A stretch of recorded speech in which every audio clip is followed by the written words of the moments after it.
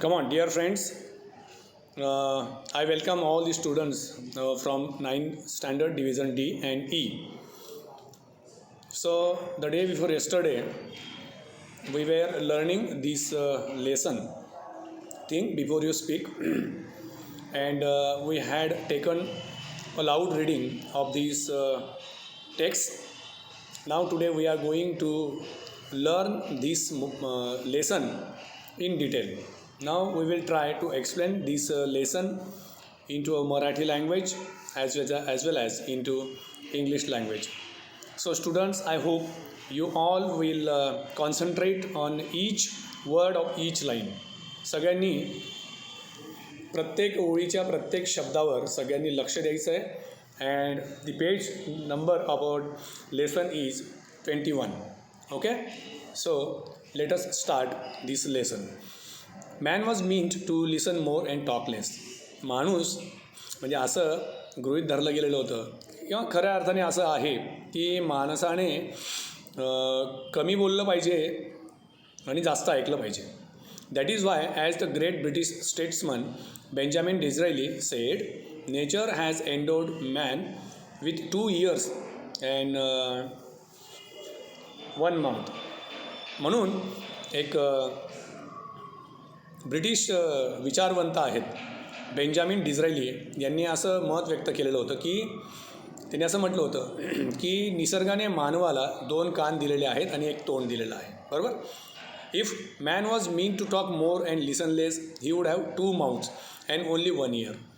म्हणजे असंही म्हणतात की जर निसर्गाने मानवाला खूप जास्त बोलण्याची प्रवृत्ती दिली असती तर कदाचित त्याला 2 तोंड दिले असते आणि 1च कान दिला असता. बरोबर. He would have 2 mouths and only 1 ear. Imagine how we would have looked, how strange with 2 mouths on 2 sides and 1 ear at the centre. कल्पना करा, इमॅजिन, कल्पना करा की आपण किती विचित्र दिसलो असतो. स्ट्रेंज म्हणजे विचित्र, की आपल्याला दोन्ही बाजूला 2 तोंड राहिले असते आणि सेंटरला दोन्ही तोंडांच्या बाजूने सेंटरमध्ये मध्यभागी 1 कान राहिला असता. कसे विचित्र दिसलो असतो आपण. सेकंड पॅरेग्राफ, हा पॅरेग्राफ बघा आता. अँड माइंड यू, लक्षात ठेवा, the ears are like funnels open all the times. किंवा अनेक लक्षात ठेवा की कान म्हणजे जणू काय एक नरसाळं आहे. नरसाळा म्हणजे एक पाईप समजा ना, काचेची नळी समजा.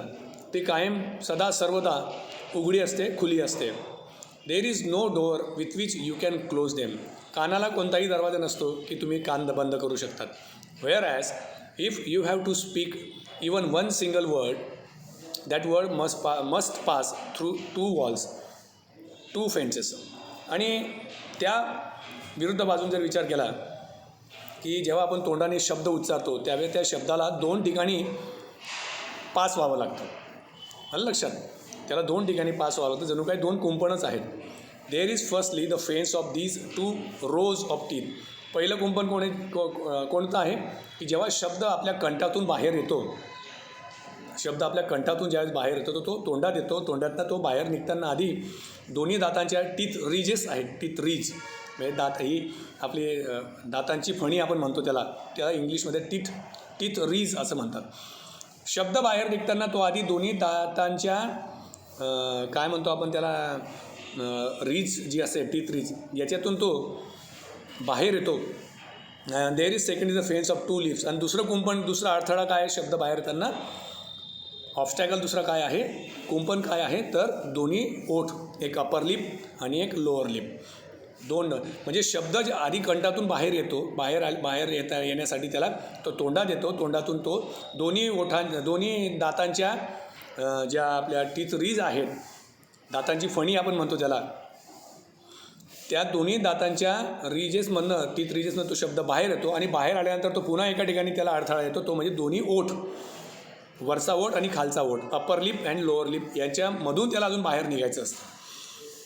आलं लक्षात. मग पुढे काय आहे, before a word can be spoken it has to pierce through these 2 walls, through these 2 fences. Therefore we must think at least twice before we utter a word. म्हणून शब्द उच्चारण्याकरता त्याला 2 ठिकाणाहून पास व्हावं लागतं, एक दातांमधून आणि दुसरं ओठांमधून. तर विचार करा, हे आपल्याला टीथ रिच ज्या आहेत, दातांच्या या ज्या दात जे दिलेले आहेत आणि 2 ओठ जर दिलेले आहेत तर हे किती कामाचे आहेत. म्हणून आपण बोलताना जास्त वेळा विचार करून, खूप वेळा विचार करूनच आपण बोललं पाहिजे. अटर, हा जो अटर शब्द आहे, अंडरलाईन केली आहे मी. अटर म्हणजे उच्चारणे, म्हणजे शब्द उच्चारण्या अगोदर आपण नक्की विचार करायला पाहिजे. Now moving towards new paragraph. A very wise man once remarked that of the unspoken word you are a master. एका मोठ्या विद्वान व्यक्तीने असं म्हटलं आहे की तुम्ही काही बोलला नाहीत ना, अनस्पोकन वर्ड तुम्ही काही बोलला नाहीत ना, तर यू आर मास्टर. मग तुम्ही तज्ज्ञ आहात, तुम्ही हुशार आहात. वायफळ कशाला बोलायचं? काही कामाचं असेल तर आपण बोलायचं, तोही विचार करूनच बोलायचं. तर a very wise man once remark that of the unspoken word you are master, of the spoken word you are a slave. Slave म्हणजे गुलाम. तुम्ही बोलून फसलात ना, तर मग तुम्ही शब्दाचे गुलाम झालात. मतलब तुम्ही जर, आपण त्या शब्दावर विचार करतो की अरे माझ्याकडून असं बोललं गेलं, असं बोललं गेलं. Once you have spoken a word you cannot get it back. Do what you will.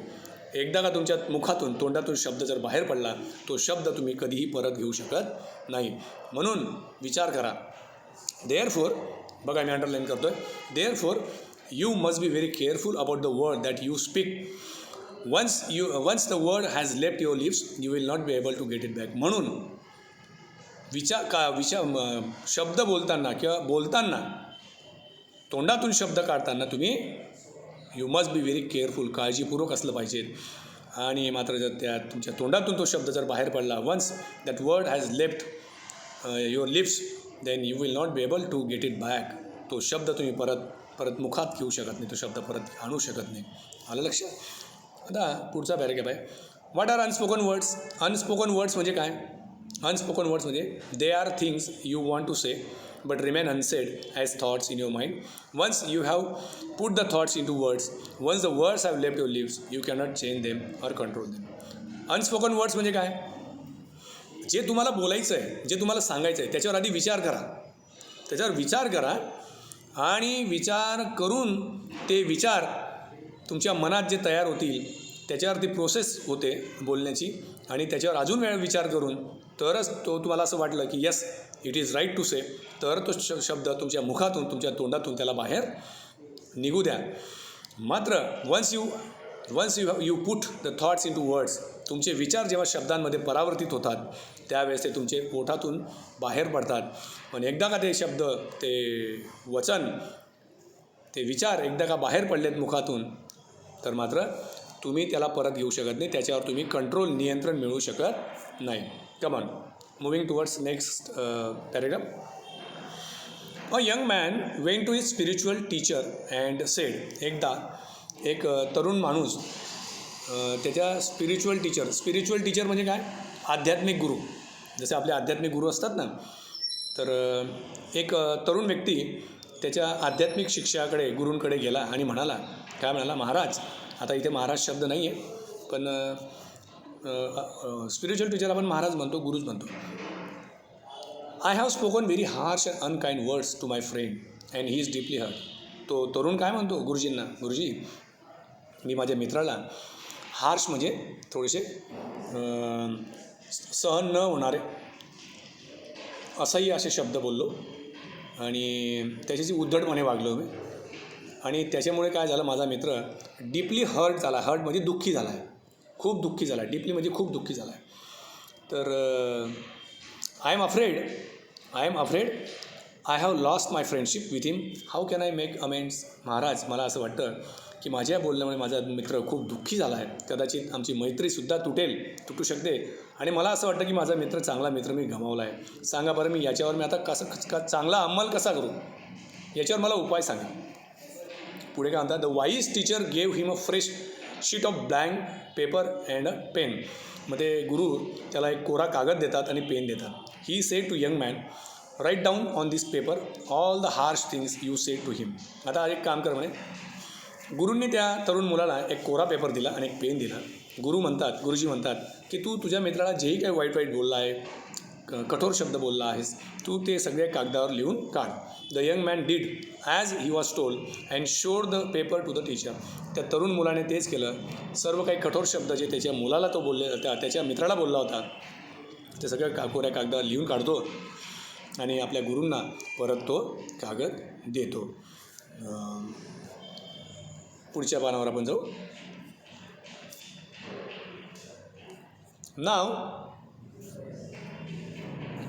Now tear up this sheet of paper into as many small bits as you can, the wise teacher said. आता गुरूंनी सांगितलं की असा एक काम कर, हा paper आहे ना, तुझ्याकडनं जेवढे तुकडे होतील तेवढ्या तुकड्यांमध्ये हा पेपर फाडून टाक कागद. Soon the single sheet was torn into 100 tiny bits of paper. आणि लवकर त्या तरुण मुलाने त्या पेपर शेकडो तुकड्यांमध्ये त्याला फाडला. Throw the bits out of this window the teacher told him. गुरूंनी सांगितलं की आता ठीक आहे, या खिडकीतून सगळे तुकडे कागदाचे बाहेर फेकून दे. आता that was easily done. It was a windy day and the tiny bits were scattered far and wide even as the young man watched. त्या दिवशी आणि त्याने जसं गुरूंनी सांगितलं सोपं होतं, खिडकीतनं कागद फेकायचे होते तुकडे. आणि त्या दिवशी it was a windy day. Windy म्हणजे त्या दिवशी खूप वारा होता आणि ते लहान लहान तुकडे सगळे वाऱ्यामुळे इकडे तिकडे विखुरले गेले. स्कॅटर्ड म्हणजे टू स्कॅटर मीन्स विखुरणे. इकडे तिकडे दूरपर्यंत ते तुकडे उडाले. तो तरुण मुलगा बघतच राहिला. Now go out into the street and collect as many bits of the paper as you can the teacher ordered him. आता गुरूजींनी सांगितलं जा बाहेरच्या रस्त्यावरती आणि तुझ्याकडनं आता जेवढे हे कागदाचे तुकडे जे जिथे इथे उडालेले आहेत तुझ्याकडनं जेवढे जमतील तेवढे कलेक्ट करून आण. बरं का. आता the young man was taken aback. या आश्चर्यात धक्का बसला त्या तरुण मुलाला. But that will be difficult. He stammered. तो थोडासा कचरला बोलताना, गुरुजी कसं शक्य आहे हो, आता तर वाऱ्याने सगळे तुकडे उडाले आहेत.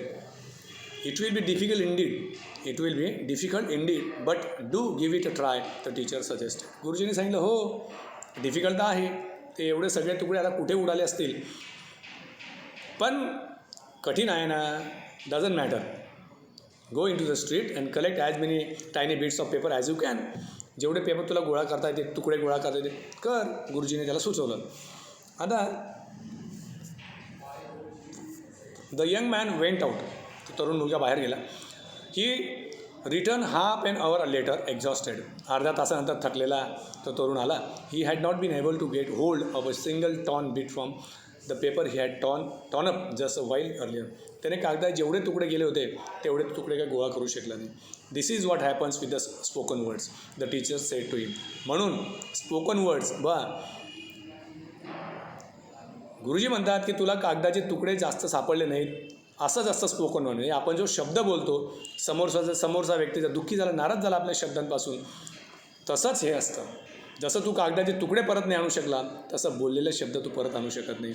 Once you have spoken the words aloud it is very difficult to take them back. Therefore learn to think before you speak. एकदा का तुमच्या तोंडातून शब्द निघाला आणि त्याच्याने कोणी हर्ट झालं, दुःखी झालं, तर तुम्ही मात्र बोललेले शब्द कधी परत आणू शकत नाही. तर मित्रांनो, अशा प्रकारे हा आपला लेसन होता. आपण इथे थांबूया. पुढच्या तासाला पुढची ॲक्टिव्हिटी जी काय आहे ती आपण तपासणार आहोत, शिकणार आहोत. Till then good bye.